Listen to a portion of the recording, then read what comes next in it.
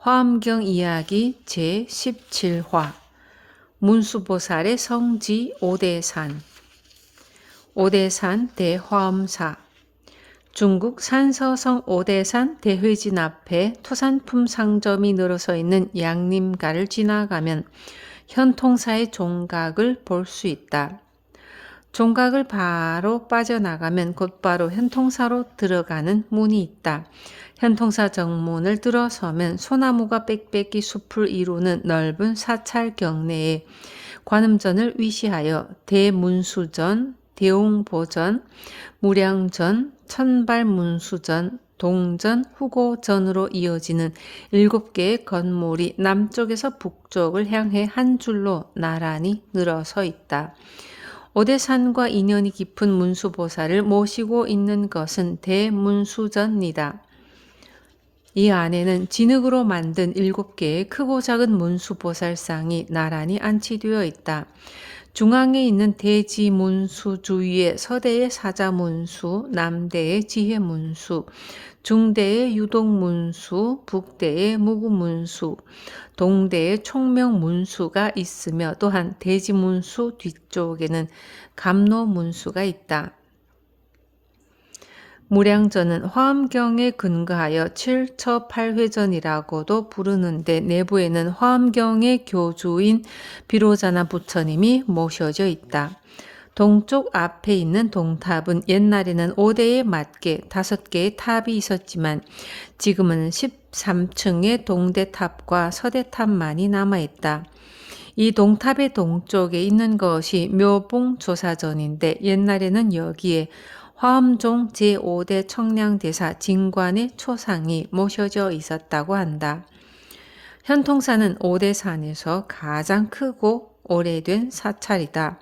전설에 의하면 후한시대에 명제가 세운 대부영취사가 그 최초였다고 하지만 사실은 부귀의 효문제 시대에 건립된 사찰인 듯하다.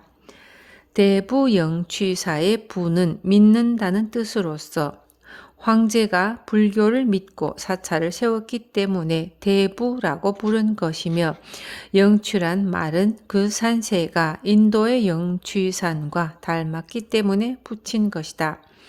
이 대부영취사 앞에는 꽃동산이 있었기 때문에 대화원사라고도 불렀다. 또한 축천무후 때에 번역된 80화엄경에 실려있는 문수보살이 청량산에 머물고 있다는 경전 구절로 인해 이 사찰을 대화엄사라 고쳐 불렀다고 한다.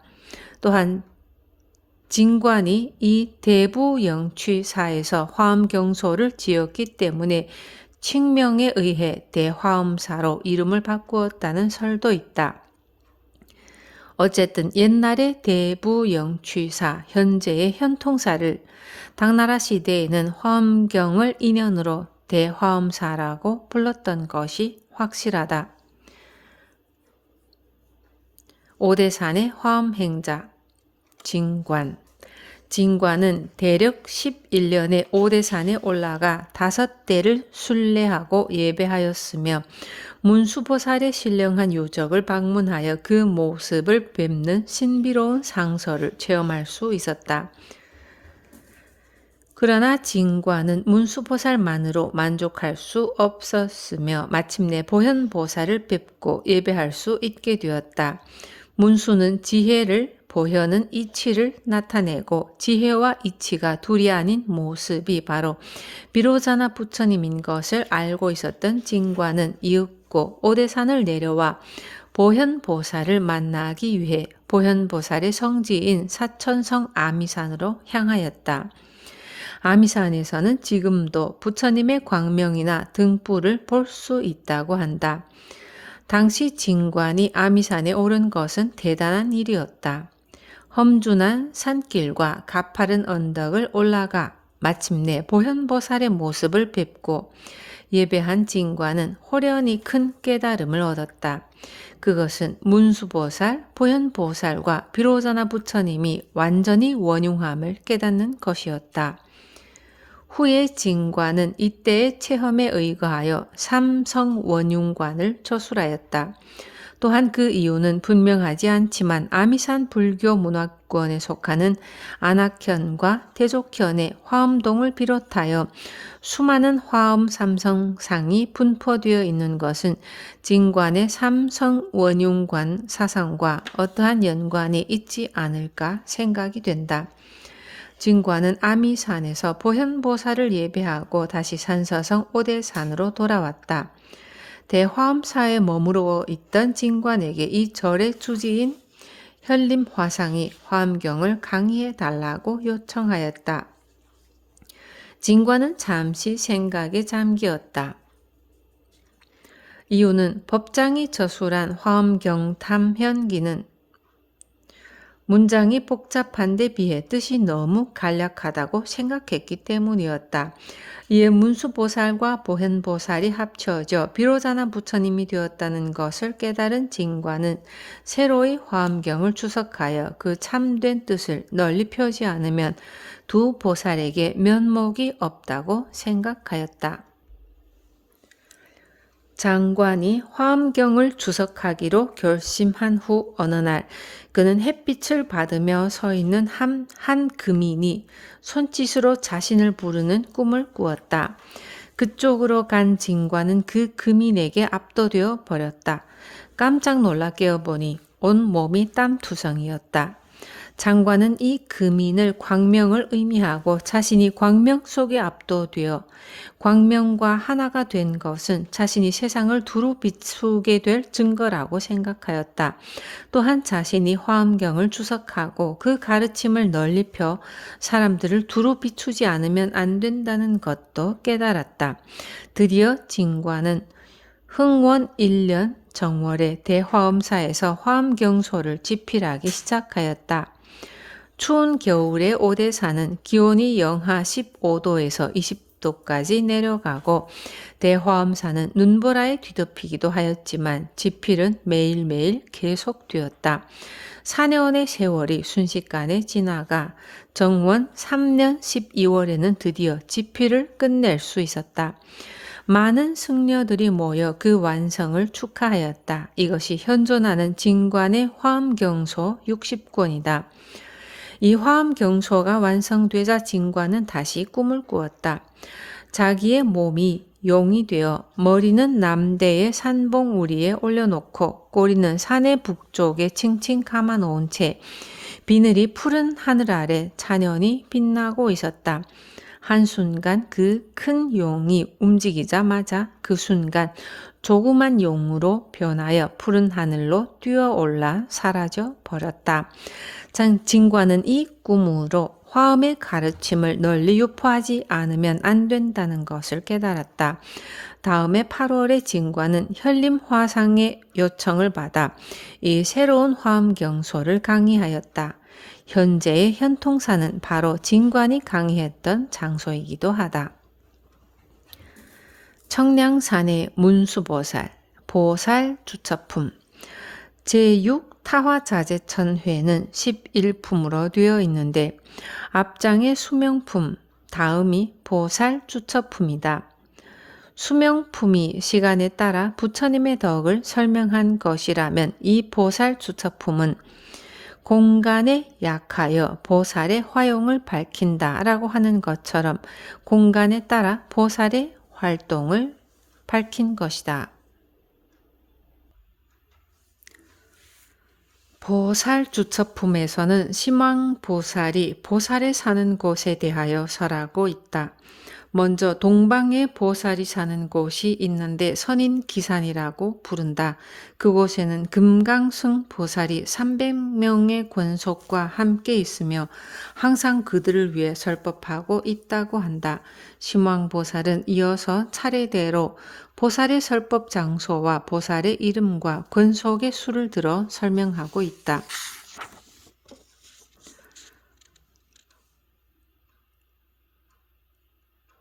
이어 경전에는 동북방에 보살이 사는 곳이 있으니 이름이 청량산이며 과거의 모든 보살들이 항상 그 속에서 살았다.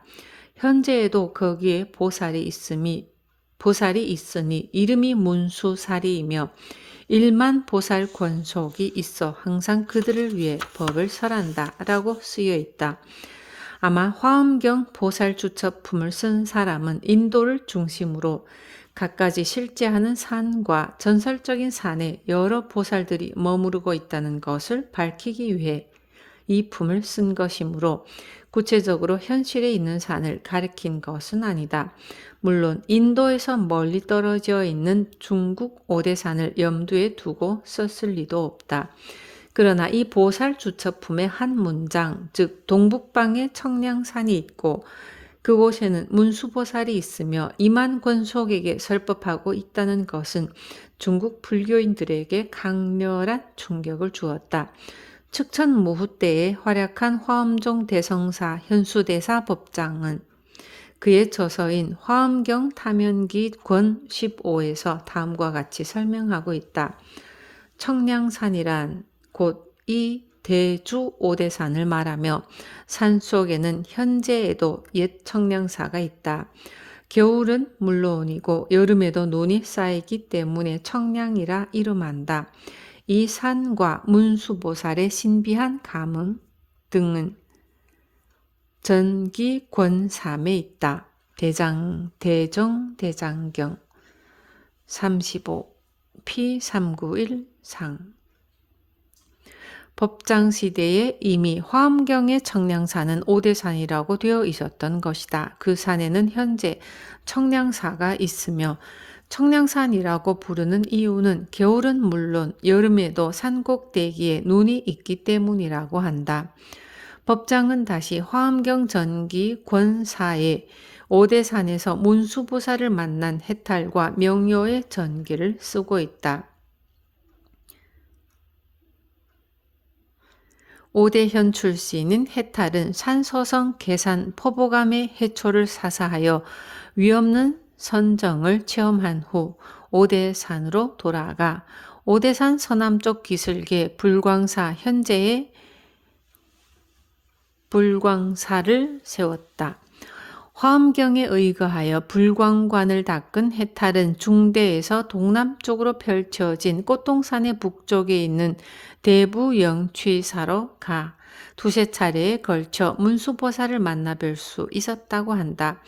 법장은 해탈과 명료가 문수보살을 친견한 일에 깊이 감격하여 그것을 화엄경 전기에 기록하였던 것이다.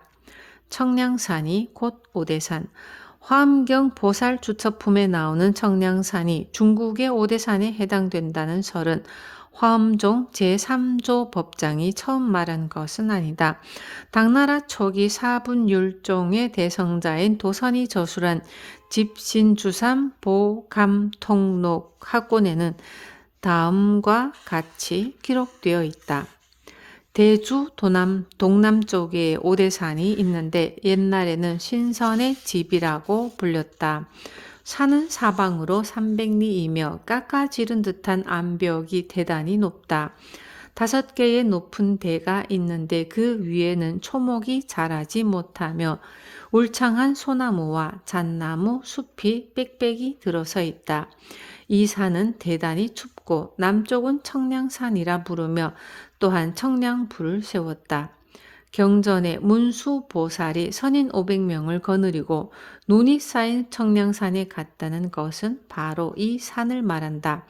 이러한 까닭에 옛날부터 구도하는 수행자들이 이 산을 많이 찾았다. 도선이 활약한 7세기 중엽에는 이미 화엄경의 청량산이 산서성 오대산이라고 전해져 오고 있었다. 5대의 정상에는 초목이 없으며 소나무와 잣나무가 골짜기에 무성하다는 오대산의 상황은 지금도 그대로이므로 도선의 이 기록은 정확하다고 볼 수 있다. 또한 도선의 기록에 의하면 중대에는 북위 효문제가 세운 조그마한 석탑이 1000개 정도 있으며 중대의 정상에는 태화지라는 큰 샘이 있다고 한다. 현재 큰 샘은 없지만 조그만 샘이 도처에서 솟아나며 여름이면 아름답고 조그마한 꽃을 피우고 있다. 오대산이 바로 청량산이라고 밝힌 도선과 법장의 뒤를 이어 진과는 보살 주처품을 주석하는 가운데 다음과 같이 말하였다. 청량산은 곧 대주 안문군의 오대산이며 현재 중간에 청량사가 있다. 세월이 갈수록 얼음이 단단하게 쌓이고 여름에도 눈이 날리며 전혀 무겁지 않기 때문에 청량이라고 한다. 5 봉우리가 우뚝 솟아있고 산꼭대기에는 수풀이 없으며 흙을 쌓아 올린 대와 같으므로 오대라고 한다. 여름에는 눈이 내리지 않고 무덥지 않기 때문에 청량산이라는 것이다. 또한 진과는 경전에 있는 동북방이라는 것은 애매한 표현이라 말하고 당나라 보리유지가 번역한 문수사리 보장다라니경에서 다음 문장을 인용하고 있다. 내가 멸도한 후 이 천부주 북동쪽에 나라가 있으니 이름이 대진나이다. 그 나라의 중간에는 오정이라 부르는 산이 있는데 문수사리 동자가 여행하며 머물렀다. 즉 이 경전에 있는 인도의 동북쪽에 진나라는 나라가 있으며 그 나라에 오정이라 부르는 산이 있다는 문장은 화엄경의 청량산이 바로 중국의 오대산이라는 구체적 근거를 제시하였던 것이다. 장관은 다시 화엄경소 가운데서 나는 어린 시절부터 이 경전을 공부하였는데 이 구절에 의하면 항상 경전을 덮고 이 구절에 이르면 항상 경전을 덮고 깊이 찬탄하였다. 드디어 만리를 멀다 하지 않고 목숨 바쳐 이 신성한 곳에 와서 머무르니 보고 감동하는 일이 이곳에서 10년이 되었다라고 기록하여 화엄경 보살주처품의 이 문장을 만난 감격과 만리를 멀다 하지 않고 오대산에 들어온 지 10년이 지났다는 것을 수레하고 있다. 오대산 대화엄사에서 이와 같이 기록한 진과는 얼마나 감개무량했을까. 안양의 영천사 석굴 또한 보살주처품에서는 중국에 대해 다음과 같이 기록하고 있다. 진단 국토에 보살들이 사는 곳이 있다. 이름은 나라연산이며 과거에 여러 보살들이 항상 그 안에 살았다. 이것에 의하면 중국의 보살들이 사는 나라연산이라는 곳이 있다고 한다. 진과는 나라연산이란 견산산 곧 청주의 뇌산이나 오대산 남매의 나라연굴의 둘 중 하나라고 한다. 한편 광청량전 상권에서는 동대의 신령한 유적 11곳 가운데 나라연굴을 들고 있다. 나라연굴의 나라연이란 나라야나를 중국어로 옮긴 말로서 힌두교에서는 비슈누 신의 또 다른 이름이며 불교에서는 금강 역사를 말한다. 오대산의 나라연굴과는 별도로 하남성 안양시 연청사의 대주성 석굴을 나라연굴이라고 부른 적이 있다. 영천사는 하남성 안양시 서남쪽 30km에 있는 태행산맥의 줄기인 보산의 동쪽 기슭에 있다. 대주성굴은 수나라 개황 9년에 건립된 것으로 영천사 석굴군 중에서 가장 훌륭한 석굴이다. 이 굴은 영천사 서쪽 500m에 있는 보산의 남쪽 기슭에 깎아지른 듯한 석회암 암벽 위에 남쪽을 향해 뚫려 있다. 굴 밖에 양옆 석벽에 얕은 감실이 있고 그 안에는 커다란 호법 신왕의 입상이 두드러지게 조각되어 있는데 오른쪽이 나라연신 왕이고 왼쪽이 가비라신 왕이다. 감실 밖의 석벽에는 법화경, 대집경, 마하마야경 등의 경전에서 설하고 있는 구절들이 새겨져 있다. 석굴 내부 동서북의 세벽에는 대형 아치형 감실이 있는데 북벽은 노사나 부처님, 동벽은 미륵 부처님, 서벽은 아미타 부처님의 감실이다. 북벽 감실 중앙에는 높이 1.02m의 노사나 부처님이 결가부좌하고 있으며 좌우에는 보살상이 서 있다. 이 대주성굴이 바로 보산의 나라연굴이라고 불렸던 곳인데 나라연신왕이 두드러지게 조각되어 있는 것으로 보아 나라연굴이 확실한 것 같다. 보산의 나라연굴 영천사의 대주성굴, 즉 나라연굴은 앞에서 설명했듯이 수나라 개황 9년에 영유가 건립한 것이다. 영유의 전기는 속고승전 권구에 있다. 영유는 유보살이라고 존칭되었던 덕높은 스님으로서 수나라 문제와 황후에게 보살계를 주었으며 황제의 명령에 의해 국통에 임명되었다. 전기 가운데 보산에 석굴 감실 하나를 만들어 이름을 금강성력이 맡아 다스리는 나라연굴이라고 하였다. 다른 벽면에는 법이 멸하는 모습을 새겼다라고 하는 것에 의해 알 수 있는 것처럼 영유는 보산의 나라연굴이라고 부르는 석굴을 만든 것이다. 나라연굴이라는 이름은 대집경, 월장분, 건립탑사품과 화엄경 보살주처품에 의거하여 붙인 것이 분명하다. 말법 시대가 닥쳐와 법이 쇠멸할 것을 염려한 영유가 말법기라는 책을 지은 것에서 알 수 있듯이 말법에 대하여 강렬히 자각하고 있었다. 나라연굴을 만들기 약 15년 전인 574년에 북주무제가 불교 탄압을 단행하여 경전을 불사르고 불상을 부수었으며 승려들을 환속시켰다. 환속하지 않은 승려들은 모두 죽였으며 사찰은 귀족들의 저택으로 삼았다. 이때에 환속한 비구 비구니가 300만 명이었고 몰수된 사찰이 4만 채였다고 한다. 영유는 이 큰 불교 탄압을 직접 체험한 뒤 부처님의 가르침을 영원히 남겨야 한다는 뜻을 굳히게 되었다. 그렇게 하기 위해서는 무슨 일이 있더라도 경전의 내용을 견고한 암벽에 새겨놓지 않으면 안 되었다. 이리하여 보산의 나라연굴이 만들어지게 된 것이다. 영유가 암벽에 경전을 새긴 사업의 뒤를 이어 정화는 수나라 대업 연간의 원을 세워 북경 교외인 방산에 여러 경전을 새겼는데 이것이 유명한 방산석경이다. 10가지 서원을 세우다. 화엄경 보살 주처품은 대단히 짧은 경전으로서 인도를 중심으로 여러 보살들이 머무르는 산이나 장소에 대해 기록한 것이지만 마침 문수보살이 있는 청량산과 진단국의 나라연산 등이 기록되어 있으므로 중국의 오대산과 영천사의 나라연굴에 대하여 설명한 것이다. 그러나 누구보다도 이 보살 주처품에 주목한 사람은 진관이었다.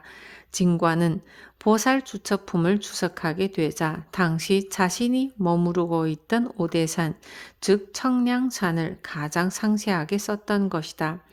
진관은 평소부터 항상 10가지 서원을 세우고 있었다. 그 10가지 서원 중에는 다음과 같은 것이 있었다. 첫째, 방장에 오래 머무르고 오직 3가지 옷과 바루를 가지며 여분을 쌓아두지 않는다. 둘째, 명예와 이익을 버린다. 셋째, 눈으로 여인을 보지 않는다. 7 제왕의 국사가 된 진관이었으나 명예와 이익을 구할 생각이 없었으며 눈으로 여인을 보지 않는다는 것에도 철저하였다. 오직 문수보살과 만나기를 염원하여 오대산에 들어간 진관에게는 여인의 모습이 눈에 들어오지 않았다. 오대산에 펼쳐진 맑은 하늘과 5대에 흐드러지게 피어있는 고산식물의 아름다운 꽃과 쌓인 눈으로 뒤덮인 새하얀 산봉우리만이 보인 것이다. 또한 눈은 화엄경의 글자들을 뚫어지게 보고 있었다. 그 경전의 글자들을 해석해가는 정신의 활기찬 움직임이 화엄경소 60권으로 응결된 것이다. 일곱째, 영원히 대화엄경을 강의한다. 여덟째, 평생 낮이나 밤이나 눕지 않는다. 이 두 가지 서원도 보통 사람으로는 할 수 없는 것이다. 진과는 화엄경을 강의하는데 목숨을 걸었으며 평생 동안 누워서 자는 일이 없었다. 아마 앉아서 잠을 잤을 것이다. 진과는 102세의 나이로 세상을 떠날 때까지 이 서원에 의해 한평생 수행을 쌓았다고 한다. 102세의 장수를 누리는 것조차 보통 사람으로서는 불가능한 일이었다. 진과는 이렇게 장수하는 동안 화엄경을 강의하는 일에 모든 정력을 쏟았다. 여자를 멀리하고 오대산의 신령한 기운을 받으며 살았던 진관이야말로 바로 오대산의 화엄행자라고 할 수 있을 것이다. 화엄경 보살주처품은 짧은 품이지만 이것에 의해 동아시아 불교 성지인 오대산이 생긴 것은 진실로 불가사의한 인연이라고 말하지 않을 수 없다. 오대산은 지금도 여전히 문수보살의 성지로서 생명을 유지하고 있다.